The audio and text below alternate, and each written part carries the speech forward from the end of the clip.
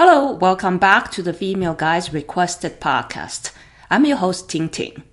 Today's guest is Miranda Oakley. Miranda is a badass climber and is best known for her free and speed ascents on Big Wall Route in Yosemite. Miranda is an AMGA Rock guide. She guides in Yosemite and teaches classes near Bishop, California. I had the fortune to work with her in 2021 and witnessed firsthand her fine craft on rock. Since then, she has embarked on another big adventure in life, having a baby. I caught up with Miranda on February 9th, and we had a great conversation about the new life, her climbing and guiding, the adjustments she had made, and her outlook on the next steps.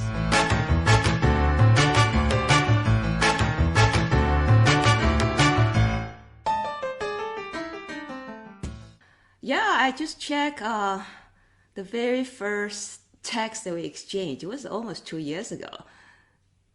So, yeah. When we guided together in Red Rock, right? Mm-hmm. Just 2 years. I think a lot is going on in your life. I got a lot of questions to ask you. Awesome. I think that I actually want to cut in the ones that are the most interested in asking, if you don't mind. It's like your new addition to your family. Oh, yeah. And so how old? Sorry, I wasn't even following. Is that a he or she? Yeah, she's a girl. Yeah, nice. Her name is Alora Gale, and she's 8 months old today, actually. Whoa, it's already 8 months. Oh. Yeah, I know. It went by so fast. So, I'm always curious. Like, I don't have kids. And I think it's pretty hard, as I can imagine, for people in our line of works. So I actually read the article you wrote for Mountain Hardwear. So the one I really like the title. You say "Becoming a Mother, Not Unbecoming Myself." Mm. When did you write the article? Gosh, I think I was probably around 6 months pregnant. So, gosh, I don't know. I think it was like the winter of 2022. In that article, I think I read a lot of questions, like questions that you ask yourself, and also quite a lot of manifestos, just like, okay, this is what I want to become, kind of answering your questions. So, so from 6 months pregnant and now with your baby is already 8 months old, do you think all those answers kind of got answered? Or gosh, now I can't even remember what I wrote, but I remember thinking after I had read the article, like just after Alora was born, I remember thinking like, whoa, like I didn't know what I was getting myself into here. It's like I think I said I was like hoping to train and keep guiding and all that. But obviously it's been a little bit harder. You know, and then how much time consuming. And how much break you took from teaching and guiding working, I mean? Well, so I took my Yosemite season off because I gave birth in June. And so I wasn't able, normally I guide in Yosemite and the Valley and Tuolumne Meadows, like, May through the end of October or into November. And I wasn't able to do that season at all. So, but instead of doing that, I actually started teaching some classes in I guess it was early October. I started teaching climbing classes over on the east side because, that was just a 2-day-a-week sort of commitment. And it was a lot more manageable with a baby versus like working 4 or 5 days a week in Yosemite, like writing multi-pitches and stuff. So. Right, because the time commitment is a little bit less, I would assume. Yeah, just not just only working a couple of days a week versus 3 to 5 days a week. And then also, I was able to guide like some shorter multi pitches, but it's hard to commit to like a full day of multi-pitch climbing when I'm still like breastfeeding and have to pump sometimes. I So see. like logistically, I'm sure there's a way to do it, but I haven't figured it out. So Right. I guess that's right because right now, with baby so young, you have to yeah breastfeed the kid. You can't just find somebody yeah, babysit and everything. yeah, and well, yeah, if you're trying to like keep breastfeeding, I guess this is why a lot of women stop breastfeeding after they go back to work. But if you're going to try to keep breastfeeding and work at the same time, you've got to like pump and, just to keep your milk supply or whatever. And then, you obviously will pump and like feed that to your baby like the next day or usually, something along those lines. So But yeah, so go when I ahead. worked with you in Red Run Spring 2021, uh, I thought you took a break from guiding Yosemite, and that's just because of COVID. Yeah, that season, they didn't open the guiding service that I worked for in Yosemite. So Yeah, I did take like a because year off. I soon saw that you started to offer classes in Eastern Sierra, like your big work classes. So I thought that you were transition already back then before you was pregnant. Yeah, no, I mean, I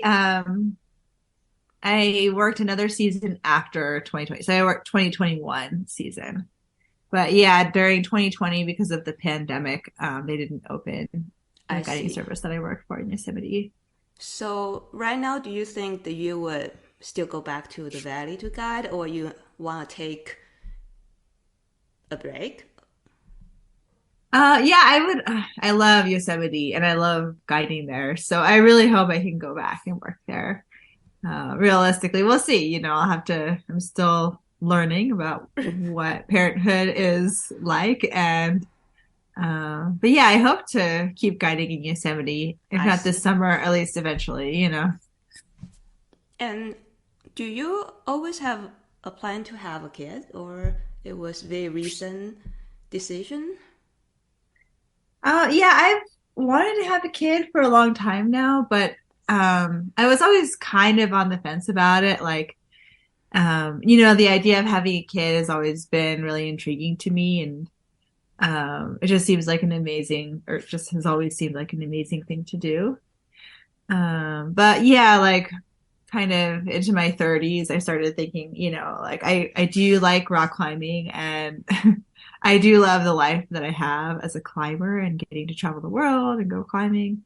And so, yeah, I was definitely on the fence a little bit in my 30s just because of the biological clock and thinking, well, if I want to have a kid, I should probably start trying to do that. Yeah, and then I met my partner, and he's psyched on having kids, and he just seemed like a really good person to do that with. And so, yeah, the last couple of years, I was more on the side of wanting to have a kid, Yeah, I and mean, we did actually, it. quite a lot of people I follow, like female athletes or guys, it seems like you all started to have kids around the same time. I know it's kind of a cool surprise when after I got pregnant, learning about all these other, super badass women who were also getting pregnant. So.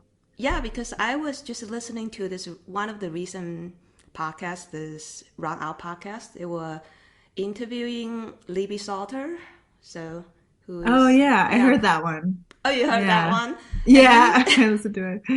and in that podcast, I think I remember she mentioned about something like feminism failed her in a way because women just Mm, can't have it all because it's a biologic clock and yeah. us if we can climb this long adventurous run also have mom be a mom on the side and everything. Do you also feel the same way?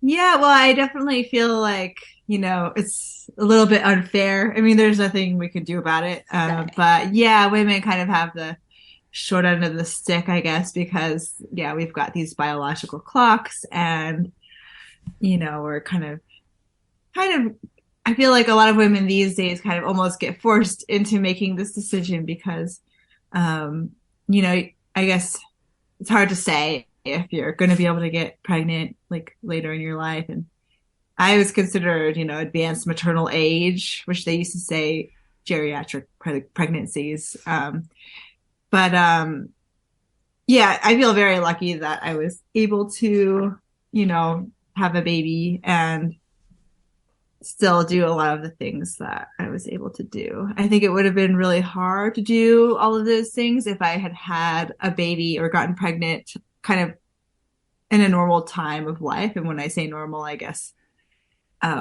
what's considered normal by our society, which is probably like late 20s, early 30s. I don't even know, but I feel really lucky that I was able to keep climbing through that time and, have a baby at 38.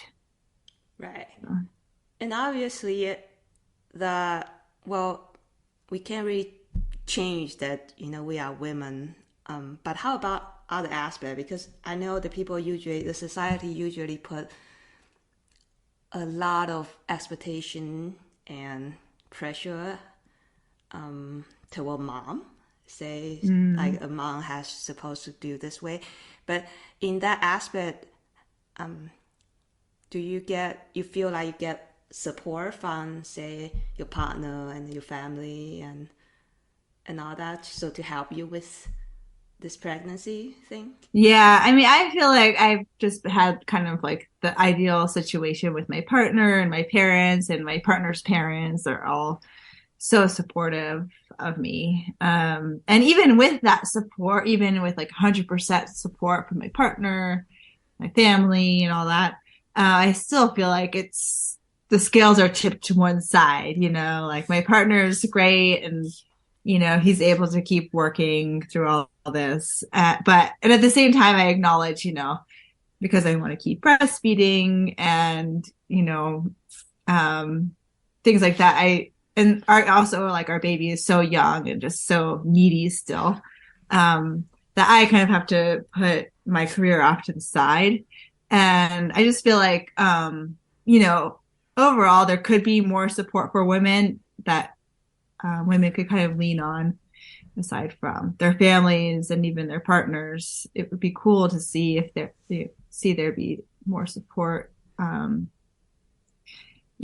our society for women who are having babies. Because, it's still hard, even with all the support. I have like the best situation possible, but I really, I feel like it can be really hard for women, or obviously is really hard for women who don't have that support, and that happens so much, in our country. So I see.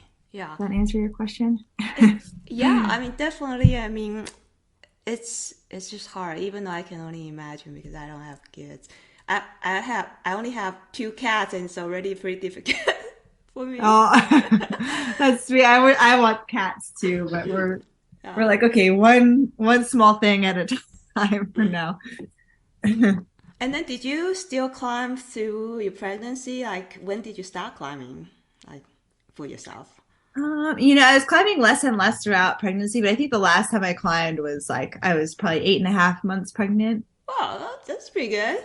Yeah, I mean, it wasn't like I was climbing every day at that point, but Right. we were in Yosemite, so we decided to climb there. Yeah. Well, I mean, at least I know that you're not the only female guy that I know who has kids. So Yeah. I think you will do just fine.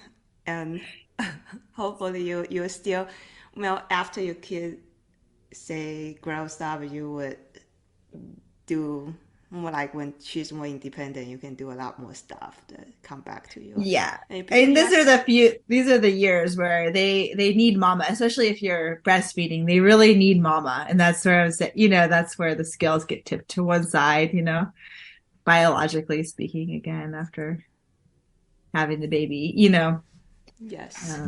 But yeah, I still really enjoy guiding and teaching classes, and I definitely see myself doing that more after she gets bigger. Nice.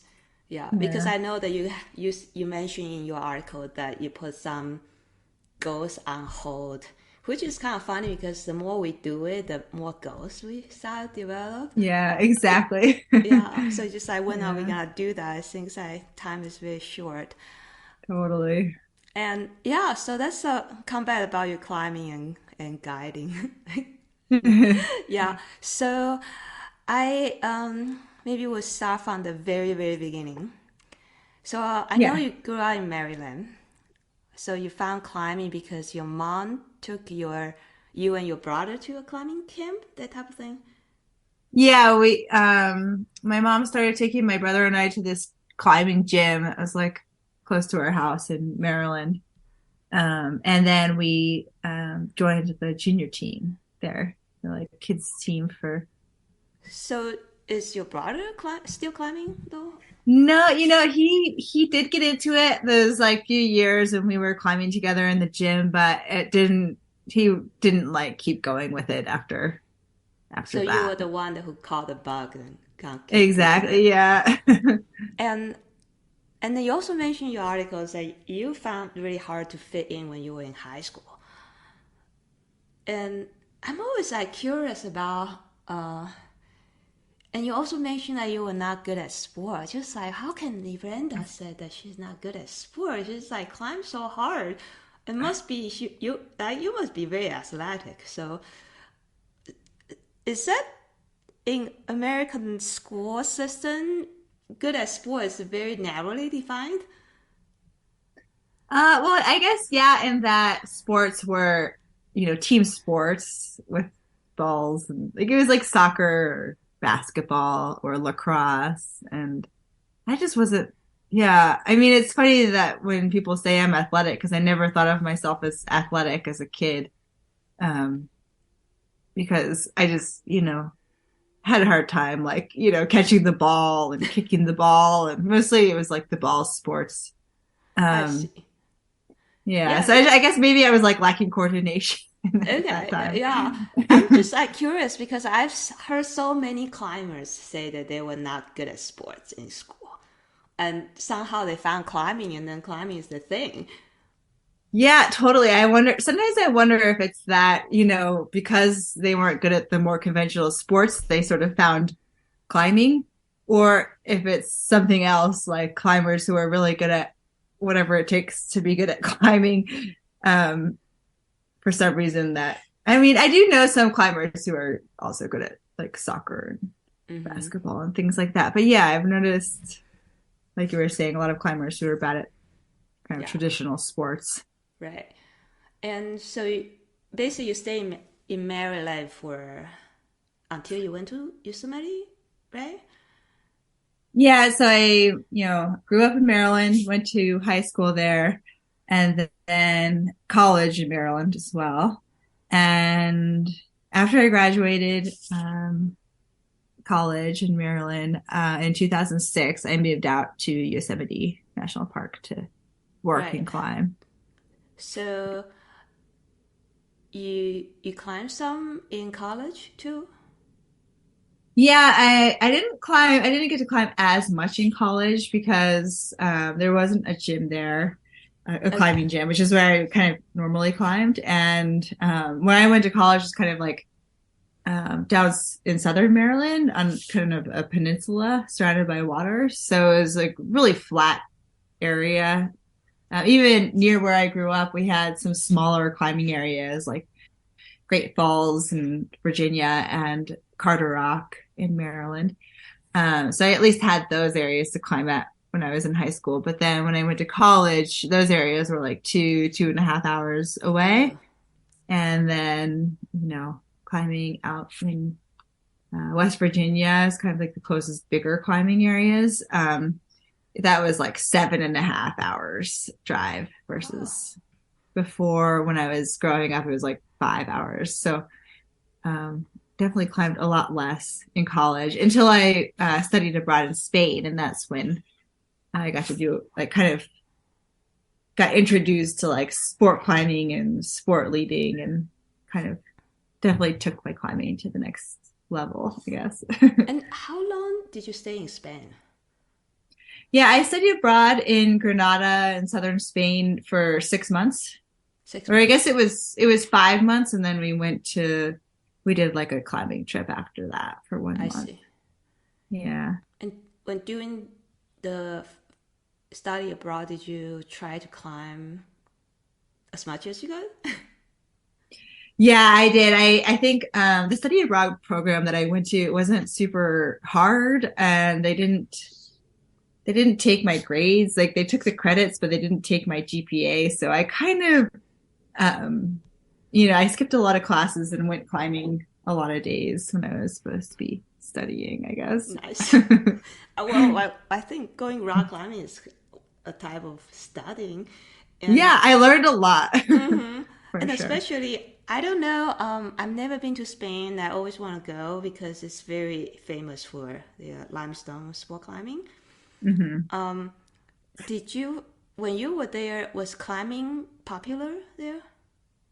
Yeah, it was more, at least it was more popular there than climbing was where I was going to school in Maryland, Yeah, where there was like no climbing.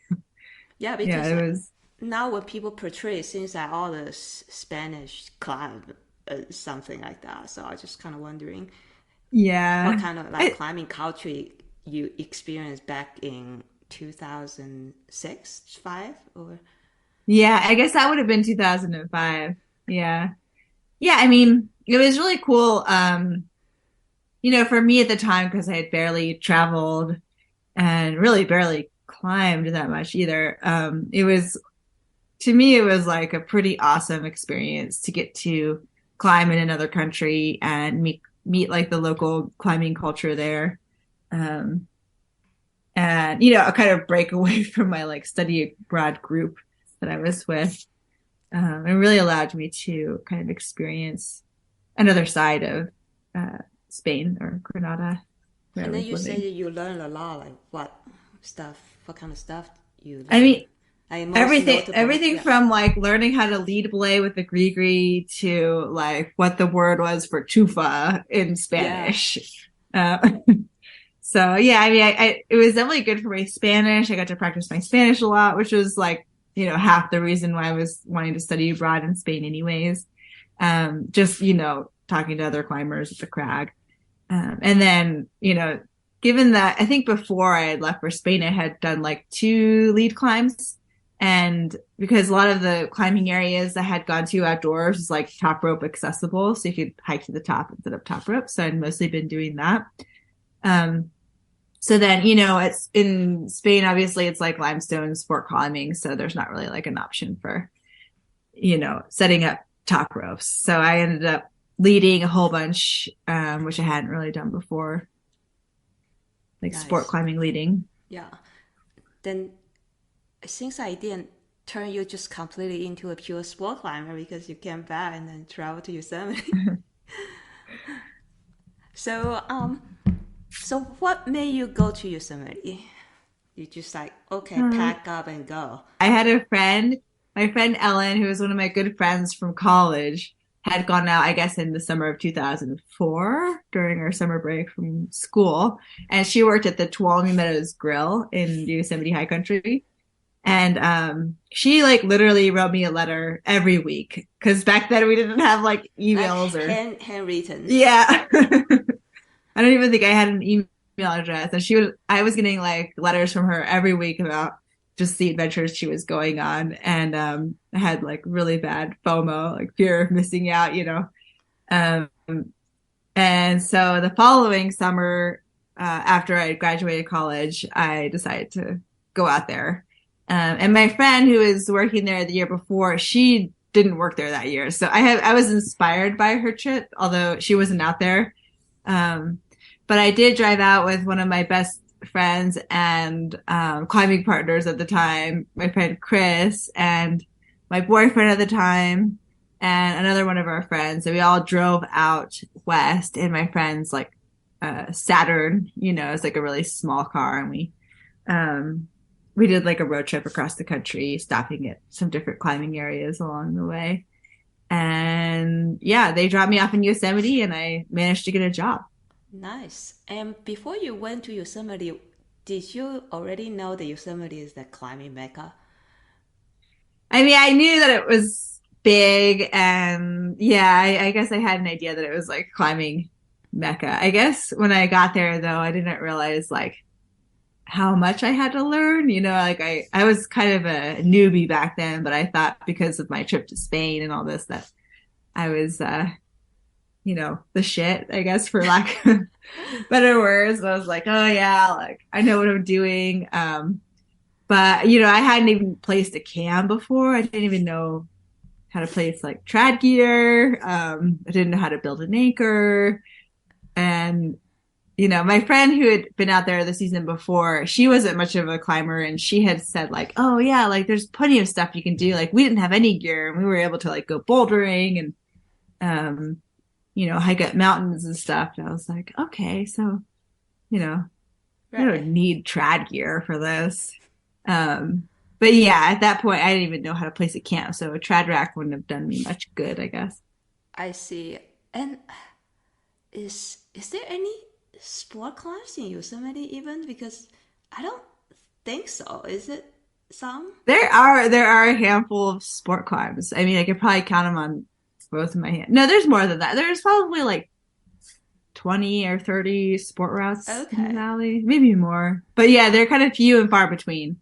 I see. Compared to like how much trad climbing there is, I guess. Yeah, because people ask me, I just like, I think you might need to learn how to climb trad to go to Yosemite.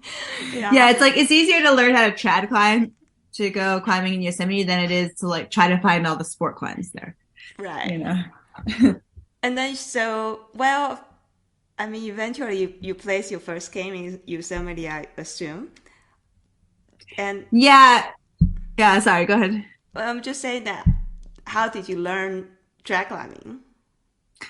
Yeah, I was really fortunate. I mean, working there, I was able to like meet a lot of people who climbed, and then I had a roommate one season who just let me use her trad rack whenever I wanted or whenever she wasn't using it. And yeah, I guess I just figured it out. It took a while, it wasn't like overnight.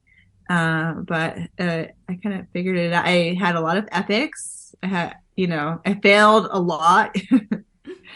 I got in over my head a lot. I aid climbed, like not on purpose, a lot, pulled on a lot of gear.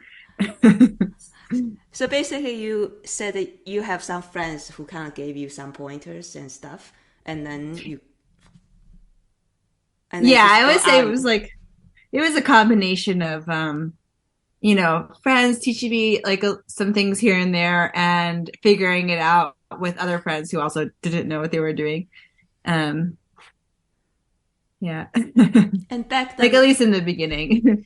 Back then, have you the thought occurred to your mind, say, oh, maybe I'll hire a guy and then learn? I was not thinking that. I mean, simply because I didn't have any money. I was, when I first moved out there, I was working as a dishwasher and making, minimum wage. So yeah, I definitely wasn't thinking that. Yeah, definitely. Because also a lot of people ask me this question, it's like, should I go to a school or like learn from a guy, or can I just learn from friends? Like, well, obviously now probably you and I would recommend them to hire a guy.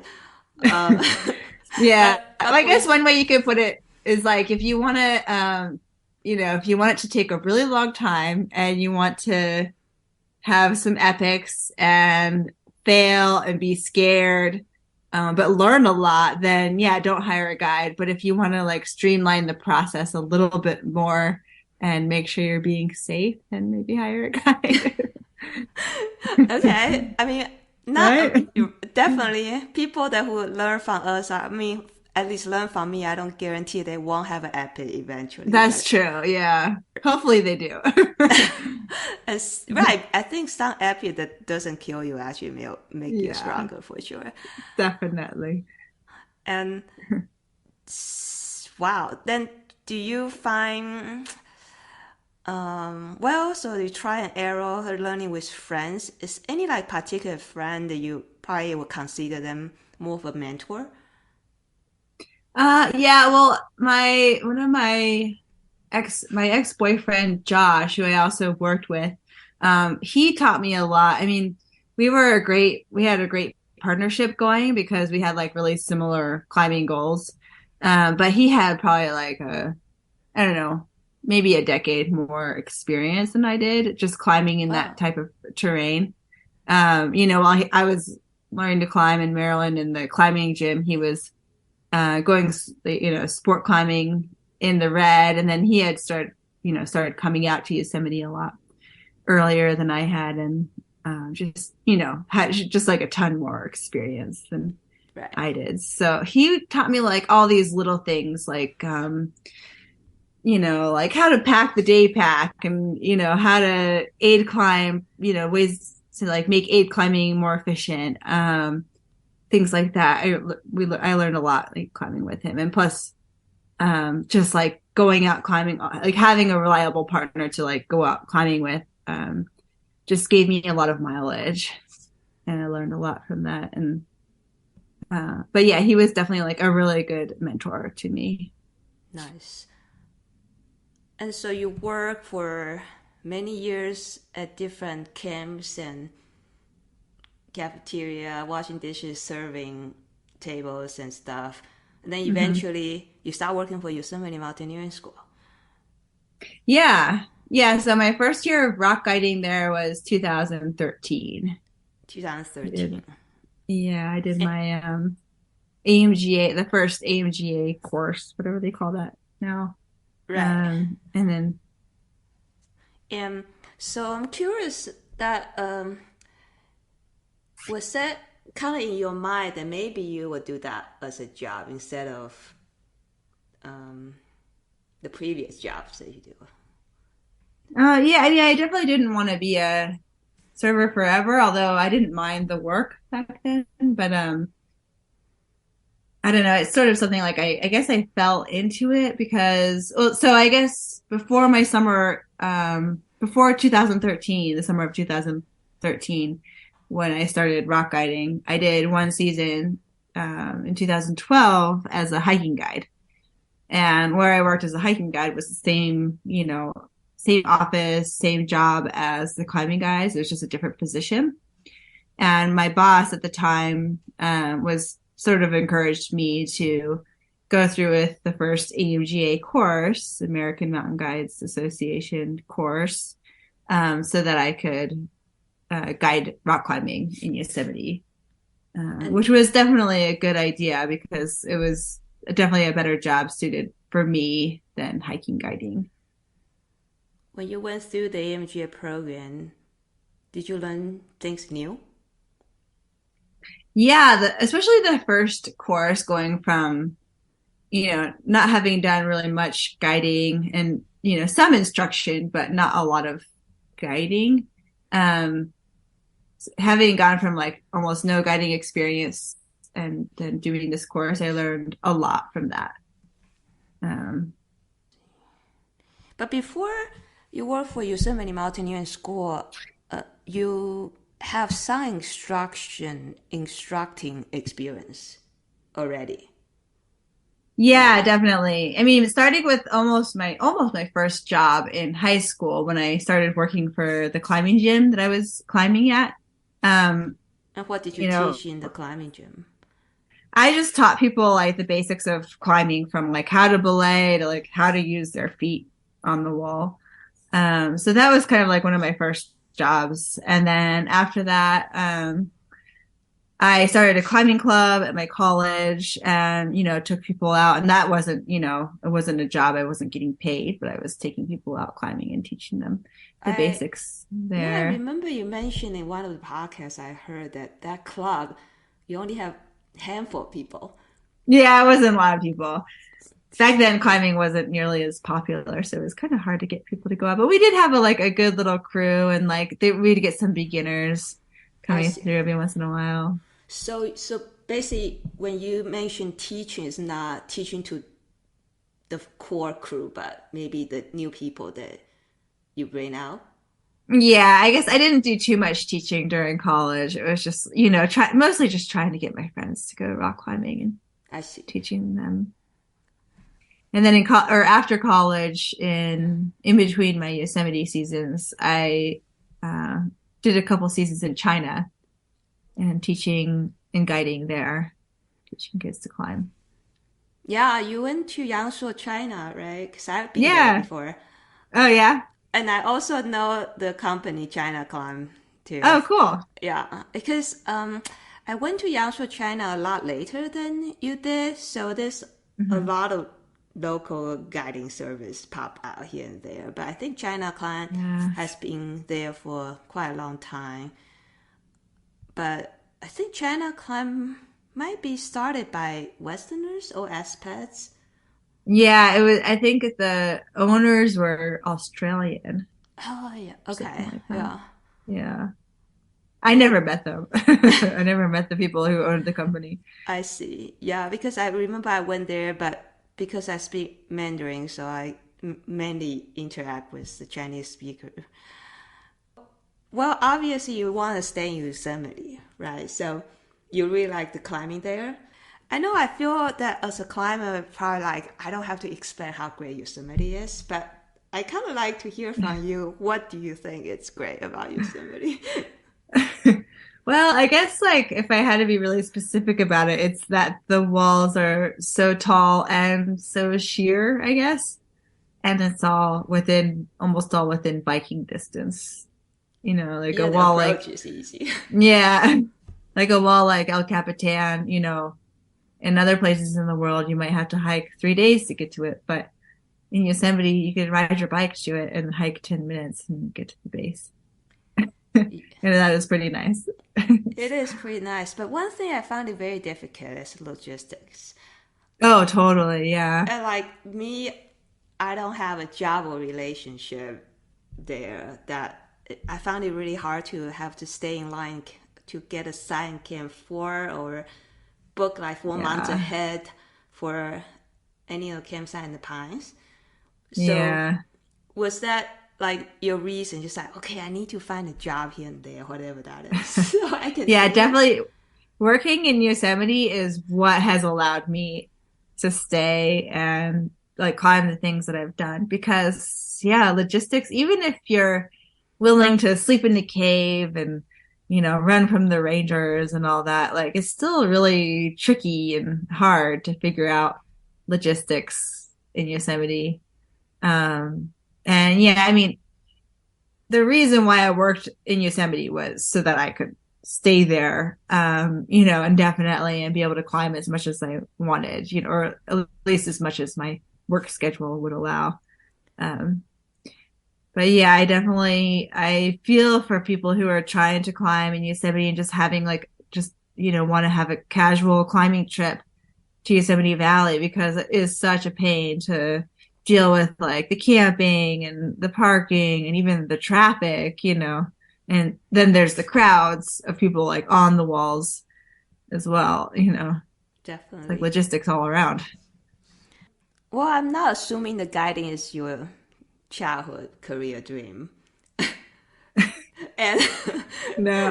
I was just wondering when you were a kid, did you ever think about what kind of job they want to take or Honestly, somebody they like want to become? when I was a kid, I wanted to do everything. Like I wanted to be a nurse. I wanted to also be a doctor. I wanted to be a professional cheerleader. Like I wanted to be a firefighter. I wanted to be all the things as a kid. So I never would have thought that I was going to be like a climbing guide. Yeah, but you like it, right? So I do. Yeah. what do you like about it? What kind of Oh, what do I like about being a climbing guide? yeah, yeah.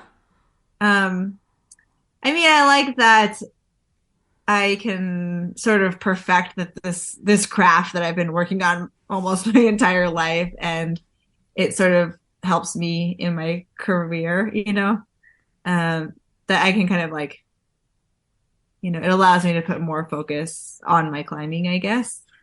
Um, and I do really enjoy like taking people out and teaching them to become, rock climbers and um even if everything from taking someone on their first multi-pitch to teaching someone how to climb a big wall. I really like, enabling people and helping them become sort of self-sufficient and just helping them enjoy, what I enjoy so much. Yeah. I think Yosemite is not that ideal for beginners. I mean, at least in my opinion, there are some handful of like easy multi pitches, but it seems like most of the multi pitches are like you need to have at least some experience to be on it. So I'm curious, like, what kind of guiding assignment do you usually get? Yeah, well, in Yosemite, we get everything from people who've never climbed before to people who've been climbing for longer than I've been alive, who are, just almost like want a climbing partner. I see. And so, yeah, we have like our classic areas, that we take people like the Swan Slab and Manure Pile Buttress. But you're right, there isn't a lot in Yosemite Valley that's great for beginners, especially like in the multi-pitch category, because, it goes from like a 500-foot 5.6 to like a kind of hard like 500-foot 5.8, which in some places I guess 5.8 would be great, but in Yosemite sometimes it's like like the rock there is so good and there's like actual features, but in Yosemite 5.8 means like it's slippery and you have to crack climb. And it might be fine if you know the valley, you know how to climb granite, but for someone who's mostly just been climbing in the gym, even 5.8 can be pretty difficult in Yosemite. But actually Tuolumne Meadows opens up a lot. So, I've guided a lot in the Yosemite Valley, but also in Tuolumne. And luckily in Tuolumne, we have a lot more moderate multi-pitches that are fun to guide on. Right, because I guess I only climbed 2 routes in Tuolumne, so I'm not very familiar with that. Oh, yeah. Which routes did you do there? I don't know, some dome. I don't even remember. Some dome, yeah. Narrows it down. It's just like a long slab route and stuff. Yeah. And kind of RunOut. That's kind of I recall, but I don't remember the name of the route. When you were in the valley, did you kind of guide full time? Yeah, well, when I started guiding in Yosemite, I was definitely working full time, like up to 6 months of the season, and everywhere from like 3 to 5 days a week, depending on what time of the year it was. It's always like a little bit slower towards the beginning and towards the end of the season, but then. Did that affect your personal climbing time though? You have it was I think just being tired from work and not having as many days to climb the stuff that I wanted to climb. It's hard to I'm always climbing harder when I'm not in my guiding season. I'm always like climbing a bit harder and or at least I'm doing more stuff like on the shoulder seasons. But that also lines up with when it's actually really nice to climb in Yosemite, is like kind of the spring and fall seasons, and luckily that's when it traditionally has been a bit slower for guiding there. Oh, so when's the busy time in the busy time is actually in the middle of the summer, which is why we end up summer. Yeah, so that's why we end up going to Tuolumne a lot, but our guiding season sort of follows like the general tourist season rather than the times of year that it's popular to actually go climbing in Yosemite, right? So yeah, like June through August is like I'm working 5 days a week, like every week and not getting much of a break. But then, April, May, it's usually a little slower. And then in like September, October, November, it's a lot those slower. Are good time to go climbing. Yeah, it's not bad. Can't complain. Right. Well, I didn't realize. I thought that people just go during the climbing season too. Well, that's when like most climbers go to Yosemite, but a lot of our clientele in Yosemite are, they're more on the tourist schedule. So, most places tourist places or like national parks get really busy in the summer, even though it's like too hot to do that much, Right. So. And any notable stories about guiding in during those years? Oh gosh, so many stories. Yeah, I mean, just even in my last season guiding, I was on Medlicott in Tuolumne up in the high country. It's this big dome up in Tuolumne, and I remember thinking like we could probably pull this off. But it was, there was some thunderheads or thunderstorm clouds like building. And, right on the last pitch, I think what were we climbing? It was like a 5-8 Excellent Smithers, I think it was called. But on the last pitch, there was a few raindrops and I was like, okay, well, I'm just going to keep going and we'll wrap like after, the third pitch. Cause otherwise we were planning on wrapping either way. Because otherwise, it's this huge like hike to get down. So we were going to just go to like the second to last pitch and rappel down. So like on the last or second to last pitch, I was starting up. There was a couple drops. By the end of the pitch, it was like pouring and we still had to wrap, the route, and the whole wall just turned into a waterfall. Wow. And that's like been happening to me since day one. Like even my first summer, I remember like doing one of my first multi pitches in Yosemite, and the whole dome turned into a waterfall during a thunderstorm. And here I was after like so many seasons like climbing and guiding, and that dome just turned into a waterfall because we thought we could get away with another pitch before rappelling. Then how did your client react? She was great. She was I think she liked the adventure. Nice. She was the one who was telling me like we should go. Like she's like, come on, let's just do it. And I'm like, I know I shouldn't be doing this, but okay, because she like really wanted it. And yeah, so she couldn't get too upset at me for getting soaked. Right. That's nice. Actually, you mentioned that is she. When she approached Yosemite Mountaineering School, did she particularly ask for female guides?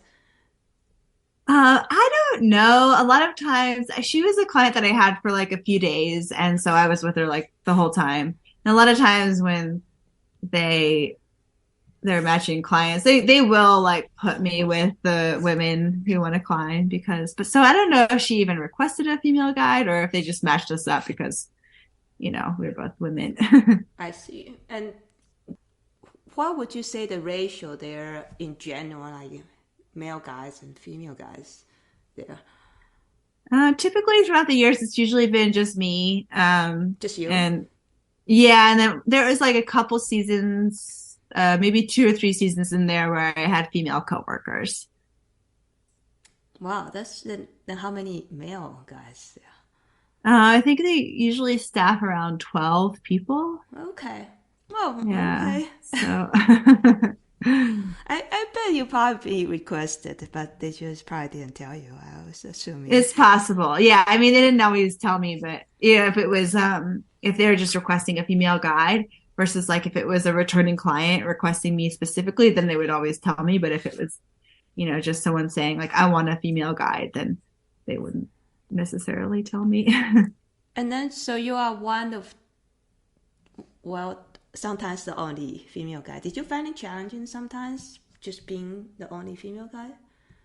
Not among like my coworkers or, my office staff or whatever. I think everyone was like, I mean, it's most of the people that work there are my friends. So, and a lot of us like will climb together in our off time, and hang out together in our off times. So, I didn't have any of this like judgment of like, oh, is she going to be able to do the job or anything like that? Because, I was climbing with most of these, most of the people I worked with were also my main climbing partners.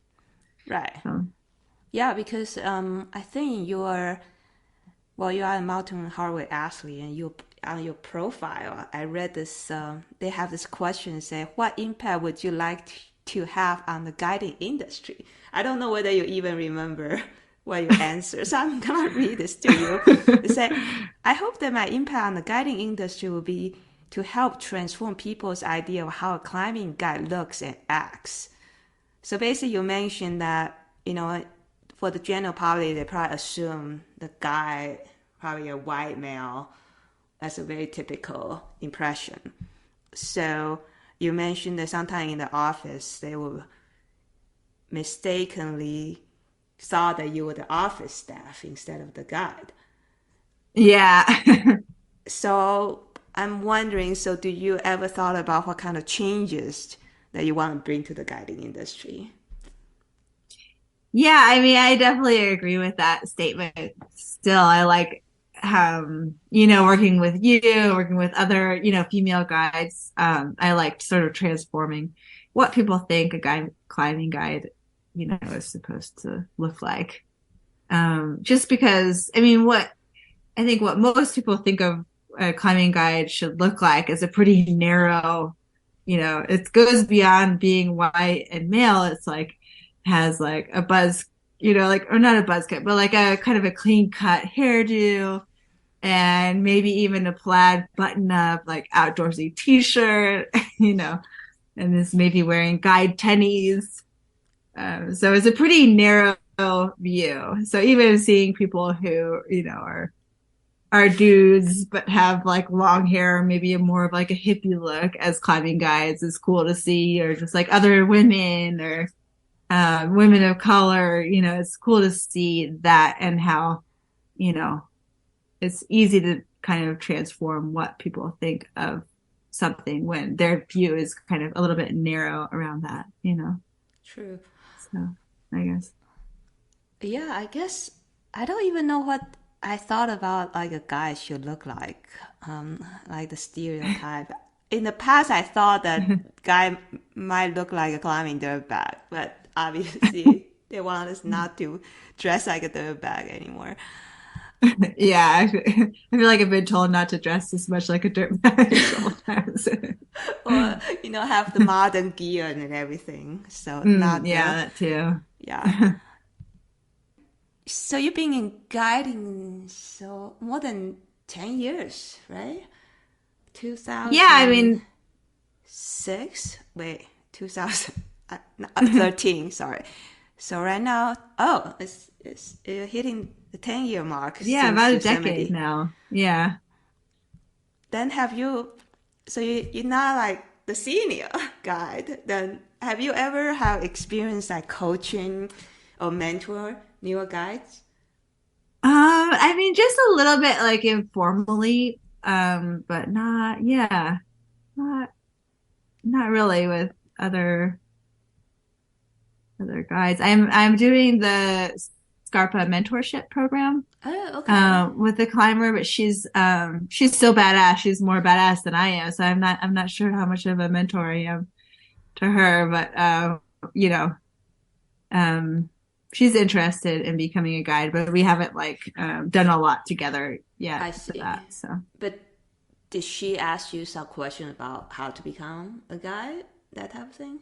not yet. Right now, her goals seem more focused on perfecting her craft so that she could guide more because she's interested in sort of like the bigger mountains of the Himalaya. And so she's learning to ski, she's learning to ice climb, and hopefully she'll come back to the States soon so we can go rock climbing together and I'll have something I can maybe help teach her. But Oh, that's nice. Yeah. yeah. So you will have the real mentorship experience. Then, if that happened, I would like to any follow up with you because like now some people ask me whether how to become a guy. I just like I don't know, just take classes from the MGA. Yeah. Yeah. The AMGA is great. Yeah. So during these 10 years, have you found any notable change in the guiding community? Yeah, I feel like I have seen it become a little bit more diverse, maybe. But I don't know if that's because it's actually becoming more diverse or if I'm just like meeting more people. Mm. Um, and That's actually gosh, my I don't know. question too, because since I'm a climber of color, so I follow a lot of all this different Instagram accounts that promote diversity. So I just like it looked like people are coming out, but then say I go to say Utah to climb, it's like oh I don't see other Yeah, person I would like like to me. hear what you think about the same thing. It's like, because you've been guiding for a long time and you've I been mean, like kind of in that circle for a while. So I'm like, have you seen? Yeah, it's like hard to tell if it's, if the climbing community is actually becoming more diverse or if it's something that's just being celebrated now and being promoted on social media. it's hard to say. I would say there probably a lot more women now Hmm. because I go Yeah, to the AMGA annual meeting for quite a few years in a row, except for the COVID time when they didn't have it. And I saw more women. I mean, but the majority is that's cool. still white male, obviously. Yeah, But I certainly do see a lot of diversity in the climbing community. There's a lot more climbers of different background, especially in Las Vegas, and I visit my parents in Pacific Northwest. So mm, over there, they just a lot more Asians, I guess. So that's people cool. came out. So it's a little bit different for sure. But if I go to, say, Utah, Wyoming, then I found that I don't see that many climbers of Mm, different backgrounds. So I guess hmm. along the coast, there's more diversity. But then, Hmm. yeah. That's interesting. Yeah. All right. Yeah. So now I want to ask you about your climbing. And Yeah. so I know that's probably well you rope solo the nose in a day. That's probably one of your most well known record.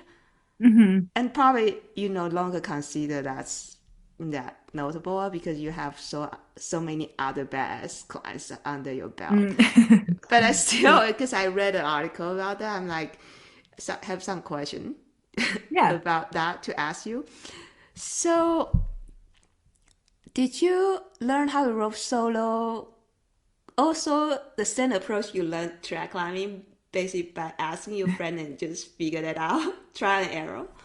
Yeah, pretty much. I mean, it's like when you're like living in Yosemite and everyone's climbing and doing this stuff, it's you can get a lot of information just talking to people.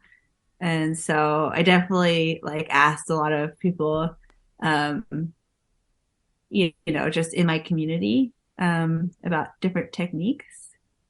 And, at the time I was really into just climbing the nose in general.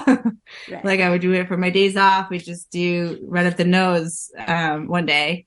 And so I was getting a lot of practice with climbing kind of fast on El Cap and using some different techniques that you wouldn't normally use on just like a regular multi-pitch, like short fixing and things like that. And, the thing about short fixing is like you're kind of soloing anyways. So with short fixing, you pull up the rope, or after you lead a pitch, you pull up the rope and you tie that to the anchor, and your partner down there is just like, ascending the rope, and then you take that extra rope that you've got and use it to rope solo the next pitch. So I was getting a lot of practice rope soloing in that sense, even though I It's had a partner. shorter. Yeah. Yeah, and it was like shorter. And as soon as they got up to the belay, they'd put me on belay. But it was like a lot of practice. And so, um, I guess I got a lot of practice doing it that way. And it translated really nicely into just like soloing the nose. Um, Nice. because it's a lot And of the same techniques. and why did you do it in August? That's a really good question. I originally I thought that, oh, because in spring and fall if I'm busy working, so then but then you say the summer season is busier. So I was like, then Yeah. why did you do it in August, which is hot? Well, I have actually climbed the nose in the summer a lot of times before, and it wasn't, it's not always that bad. Um, Oh, but at least you because can there's like a avoid the breeze crowd. up there. And then yeah, you get to avoid the crowds that way. And the days are long, so you get a lot of daylight. But that particular day in August was really hot, I have to say. And I was definitely like rethinking my decision. I was up there and my brain was frying. But yeah, it can be like good to climb, or it can be like nice climbing El Cap in the summer, depending on the weather, I guess. I I assume maybe it's because you are a Yosemite local, so you kind of know that you can do it. I somehow I feel when you travel to a place, I always try and pick the best season. Yeah, I would definitely recommend if you were going to come, if you're traveling to Yosemite to try to climb the nose in a day, don't come in August if you have a choice. Come during spring or fall. Yeah, because at that time I read it, I was like, wow, August, what's Miranda thing? But sooner Yeah, you I pull don't it know if I'd off. recommend that. I mean, the thing that you did in August was even more impressive than the 24-hour mark in Yeah. my yeah. Yeah, it was hot up there, but I think the advantage of it August is that the days were long and there was like almost nobody else up there. There was only like two other parties, which I was actually surprised to see them up there. I know. What were they thinking? I was like, what are they doing up here? So you also mentioned that you say you really like to do the nose, you just kind of ran up to it, and you also like to repeat climbs that you like. Hmm. Um, Yeah. it's I I don't know whether I ever repeat clients myself. So, uh, what what do you think you get from repeat clients? Just be more efficient and know the route, or you just like it so much that Yeah, it's more like well, with the nose, it was for me at the time really fun to like try to become more efficient and get faster. But like in general, I like repeating climbs just because I like to climb a lot. And so it's just, and it's so much fun to climb the first time. I just want to go back and climb it again or sometimes again and again and again. right. And then you have like free rider, right? You think you go back to trying to send it in a day? Oh, that would be amazing. That's like a life goal for me, but that's one of my goals that's sort of on hold at the moment because, you know, just what it would take for me to get into that sort of fitness level of being able to climb the free rider in a day, I think is going to be really hard to do for the next few years with, a baby being so little and Right. having to spend so much time with her. But it's just gonna you think it's still gonna be in the back of your mind, right? I mean, I think it'll always be in the back of my mind and it would be amazing to one day do it, but I'm not like, going to be too hard on myself if I I don't see. do it. Yeah, but it's kind of nice to think about it sometimes. Yeah, totally. You have traveled a lot, so starting from the college in Spain, Hmm. and then you went to China, and then it's probably after that was Patagonia. Is that right? And Yeah, I guess so. That was my next big trip. and then more recently, probably the Middle East. Hmm. What do you think you get the most out of all these international trips? Um, I love traveling and seeing different cultures, but I've never been that into the tourist sort of like traditionally like considered touristy activities, I guess. Um, I like going somewhere and staying in one place for a while.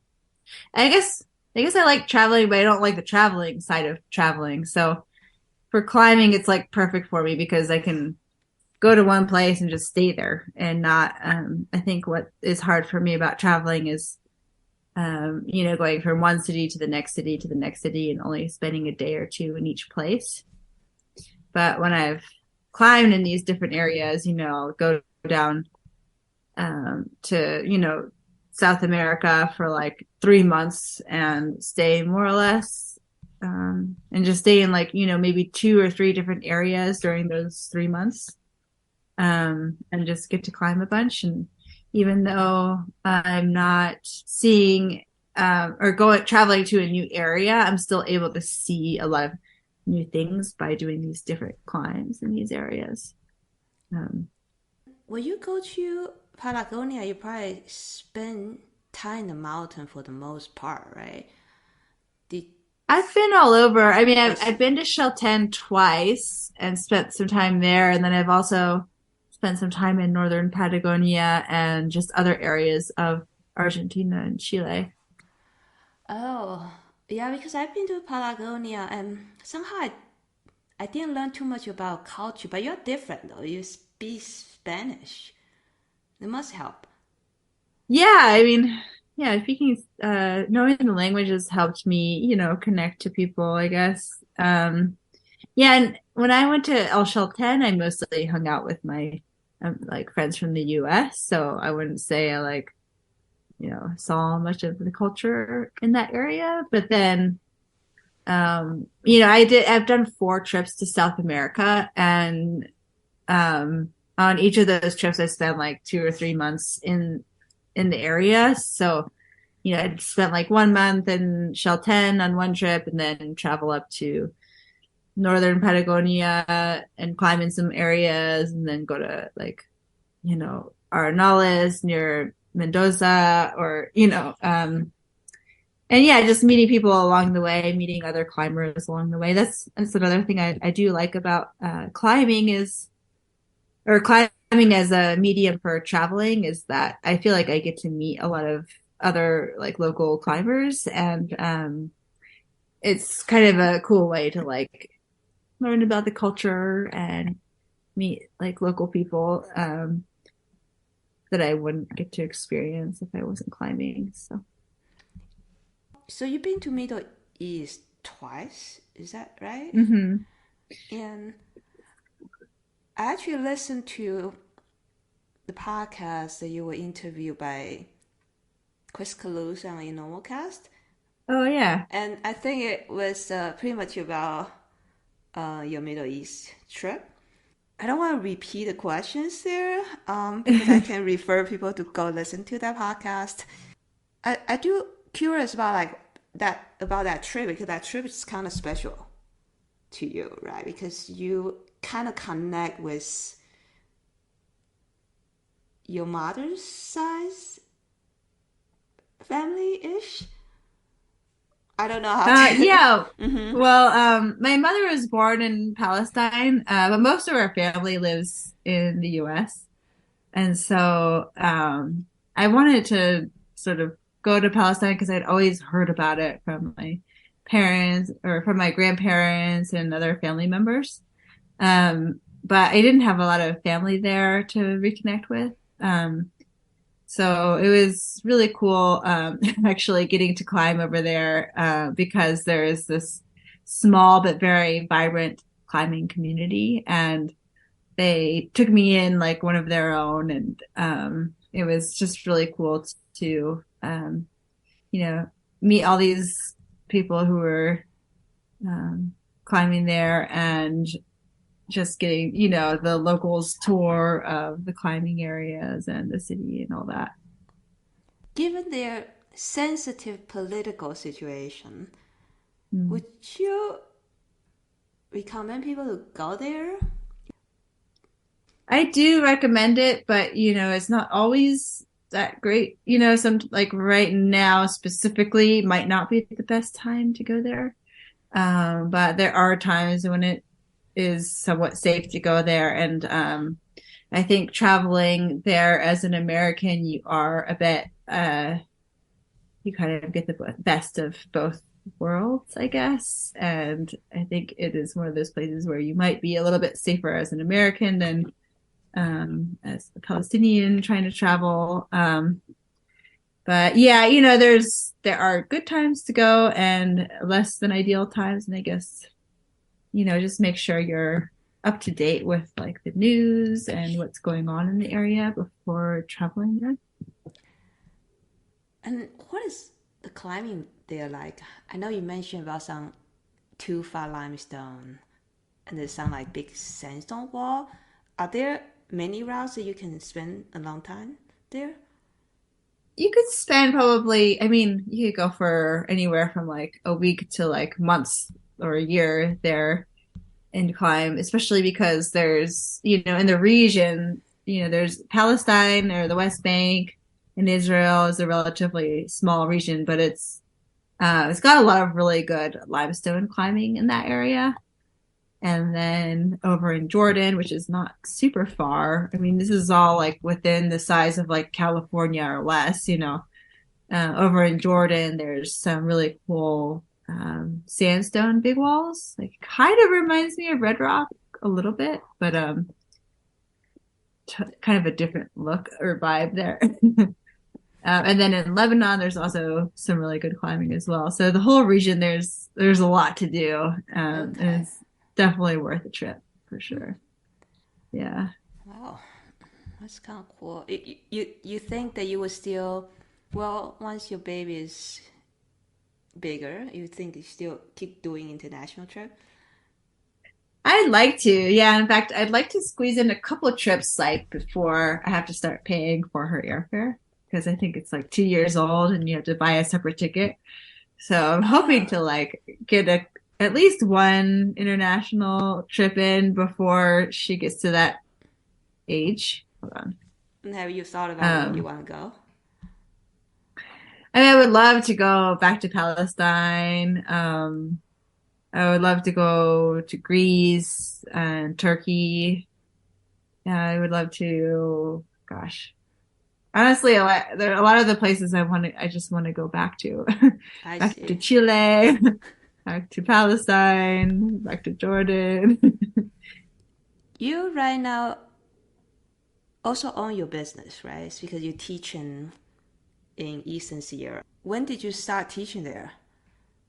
Yeah, so I teach through in the Eastern Sierra, I teach my clinics or classes through a guide service so that I don't have to get my own insurance or permits. Um, and I started doing that. Gosh, what year was it? I think it was 2018 that I started teaching like my own classes over here. Basically, they are kind of different time frame than your Yosemite season, right? You, Yeah, like the idea was to kind of generate some work during the off season from I see. Yosemite. So then you Yeah. split your time in the valley and, well, in Yosemite, the valley in Tuolumne and Bishop, right? Yeah, exactly. So you have a residence in Bishop. Yeah, so right now I'm living in Bishop and I've got my place over here. And yeah, like typically I would, take, from May until October work in Yosemite. And I noticed that you offer, well, you offer intro to tread, intro to big wall, and self rescue classes, Hmm. which we typically consider, well, probably not intro to tread, but big wall and rescue, a more or less advanced course. Or the most advanced or the least advanced? No, the more advanced Oh, course. more of it. Oh, I don't know. I guess hard to, I think intro to big walls is probably the more advanced just because I would recommend taking the self-rescue course anytime you're kind of like leaving the ground, doing multi pitches. And then the intro to big walls class would be like, um, yeah, definitely after you've been climbing a lot of multi pitches. Yeah, because I remember, I don't know where I saw that, but you mentioned that you want to offer this course because most the guiding service offer more of the entry level course like intro to track, intro to lead, or just going out climbing or beginning multi pitching and stuff. So did you worry that it would be hard to fill up back when you just started?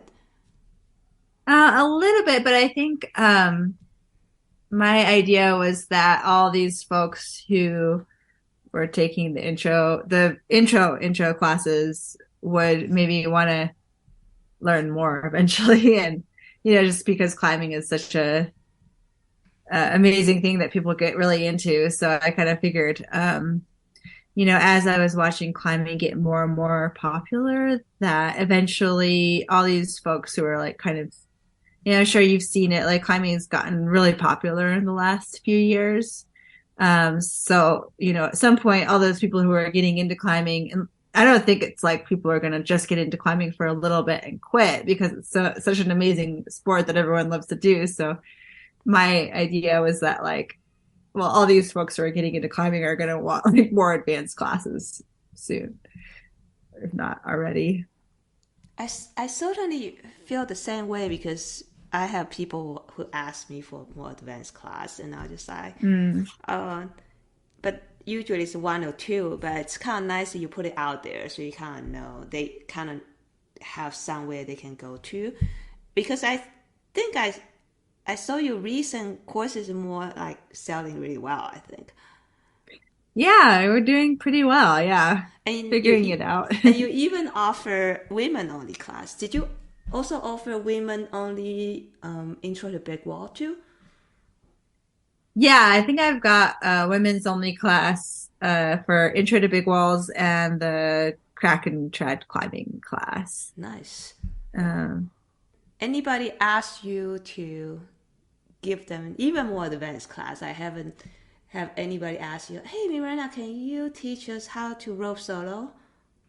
I've had people in my Big Walls class ask about rope soloing, but no one's ever asked me like I don't think I've gotten any inquiries about rope soloing specifically, or like more advanced class than Intro to Big Walls. To be honest, I intro to big wall you only give 2 day class. Mm. To be honest, it seems like it's kind of short. Yeah. Well, that's what I feel like when I'm trying to squeeze everything into 2 days, but it's hard to market a class. Maybe I should try, but it seems like 2 days is a really convenient length for a lot of people because, people Mm-hmm. have weekends off and it's hard to get people to commit in general. So that's why it's an intro to big walls. It's just, the basics. And, I tell people like, you're going to have to like keep learning and you'll learn a lot like the first time you uh, go up a big wall or try to go up a big wall.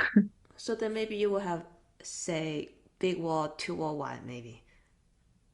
Yeah, although I mean I haven't figured that out yet, but yeah, so far I'm just doing intro to big walls um and then it's like, yeah, if you want to hire me to take you up a wall, I'll teach you everything I know. Right. Yeah. I guess you can take them up to some wall and use them. So looking forward, you have courses coming out this spring, right? Yeah, I have intro to big walls courses. I think I have three intro to big walls, one self-rescue class, and two classes that I'm advertising instead of intro to trad. I'm pushing for crack and trad lead climbing classes. So it's kind of like a step above the intro to trad climbing class because I think a lot of people kind of have their intro to trad. A lot of people that I've talked to, a lot of my clientele, have been, cleaning trad climbs or like, following on trad leads and things like that. And they want to get sort of like their systems styled and learn more about like belay management on a multi-pitch or, setting up trad anchors that are a little bit more tricky than just like a perfect crack, things like that. I see. So this is gonna be like ongoing. You have this plan to just keep doing it for the following years, right? That's what I'm hoping for. Yeah, we'll see how it goes. Yeah, but at least that's in the plan. So I know that if Yeah. somebody travel to your area, send it your way. Thank you. Yeah. And I always ask this question throughout your climbing and guiding career. Do you have any role models? Oh, that's a good question. I mean, I have some role models in different senses of the word. Like, I have there's other ones of my other like I have coworkers who have had kids and are making it work. One of my coworkers in Yosemite had a kid a few years back and she's still guiding. And so it's really cool to look up to her for like not only like guiding, but you know, advice on like being a mom and climbing and things like that. Um, And I guess it's always but nice to yeah, see that somebody you really know very closely that kind of pull the same thing off. totally. Yeah, it's a huge inspiration just to, climb with her and see that she's guiding and she keeps telling me like, oh, like this will get easier once, a Laura gets bigger and now, my kid's doing this, so we can do this. And it's really cool to see that she's just like making it work. So. And have you ever thought that, what kind of role model you want to become? Say maybe for your daughter or maybe for somebody else to look up to you. Oh, that's a really good question. I guess as a role model, I think having a good attitude is really important. Just taking things as they come and not trying not to get too upset about things when they don't go according to plan. And I guess being kind and gracious and um, sort of uplifting, trying to uplift the people around you. Maybe it's like Nice. kind of the role model I'd like to become. I mean, gosh, that's a really good question. Yeah, but I think your answer was really nice. Um, Oh, thanks. yeah. My final thoughts. Actually, I'm curious. Like, what other big goals do you have that you're like putting on hold? I don't have any like specific Mm-hmm. goals, but my goals now are to like sort of change my mindset around climbing and kind of instead of going after, I guess this doesn't sound so romantic, but like instead of going after the adventure and the like 24 hours of climbing goals, I want to get better actually at like training, getting stronger, like lifting weights, hangboarding, and just even learning more about the training process in order to like try to push my physical limit a little bit more and like maybe project some harder grades. I think it's a good But goal. I mean, given your situation right now, it's probably would fit your schedule really nicely. exactly. That's actually why I've like kind of shifted my goals is to sort of conform to my new lifestyle as a mom and having to be accountable for like most of the day. And I feel like shifting my goals to like pushing my personal limits will kind of push me towards bouldering, which I think are that already I found is a lot easier with the baby, and single pitch climbing, which seems to be a bit easier with the baby than obviously like multi pitch or big wall climbing. But Yeah, and I think that will pay dividend too. Say in the future, if you go back to long route, because if you feel if every single move is a little bit easier, then the whole route is gonna be easier. that's what I'm hoping. I think it will happen. I Yeah. trust the process once you learn how to Yeah, train. that's what I'm Yeah, hoping for. yeah. And all right, I'm so glad that you um spend this time. I know right now your time is pretty Oh. precious. Maybe you can spend this 1.5 hour training. Oh, this is really nice. Thanks for having me. It's great talking to you. Hopefully, I don't know when I'll be able to see you in person. Hopefully soon. Yeah, well, you let me if you come. Let me know if you come to California or Yosemite or Bishop, and I'll let you know if Well, I if make I it have a out to Red place to Rock. crash, I'll just say, Yeah, definitely. well, Well, I I'll don't know. take I that. can't promise Yosemite. I can't promise Yosemite anymore, Okay, but right. definitely in Bishop. Yeah, Yeah. thanks. Wow. All right. All Well, right. I'll Well, talk to you soon. Yeah. all right. Bye, Ting Ting. Bye.